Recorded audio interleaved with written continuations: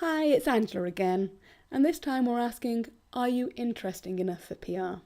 This is a common concern I come across when I meet people or I start working with them for the first time. They often wonder if they have something to share which is newsworthy. I think, as the saying goes, everybody has a book inside them, and I'd say that everybody has at least several articles they could use for the press. I think it may help to understand what could work as a press article. And hopefully at the end of this, you'll find that you are in fact interesting enough and have got several stories you could share. The first thing to be aware of is it doesn't have to be breaking news. So we could look at stories which are maybe more of a feature style and are not time sensitive, so you can share them whenever you like. So I suppose the first story we could work on is a human interest one, and where better to start with than talking about yourself. So even if you're at a startup stage, we can still share your story and the reason behind you do what you do. I suppose the other thing to dispel is that it doesn't always have to be serious. It could be quirky, it could be fun, where appropriate, of course. So, for example, in this article, we look at how your team members compare to Star Trek characters. We can also look at you as a thought leader. So it could be a topical event which is taking place in your industry and you could comment on it.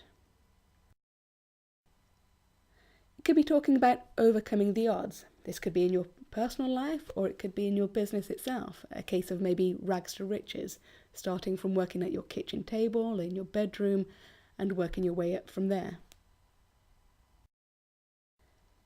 It could be talking about giving back. This could be helping your community or helping a charity which is close to your heart.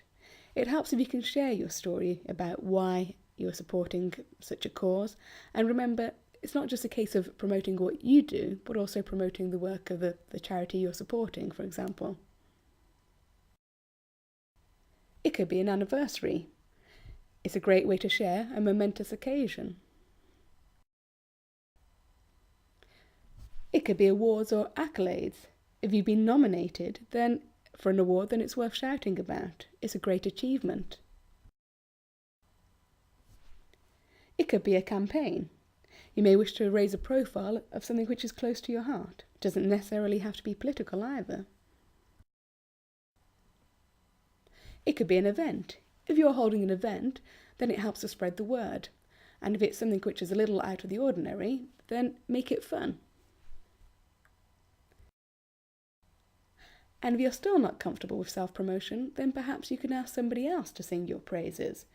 Perhaps go to a happy client, somebody who's worked with you. So, are you interesting enough? I hope that you'd appreciate, after these few slides, that you do have stories to share. I'd now like you to write down 2 possible stories that you could write about, either yourself or for your organisation. And then ask a friend or a colleague or a contact, somebody you could trust, to give you feedback on which one they think is more interesting.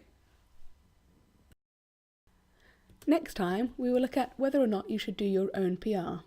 We will look at the pros and cons of doing it for yourself or hiring someone else.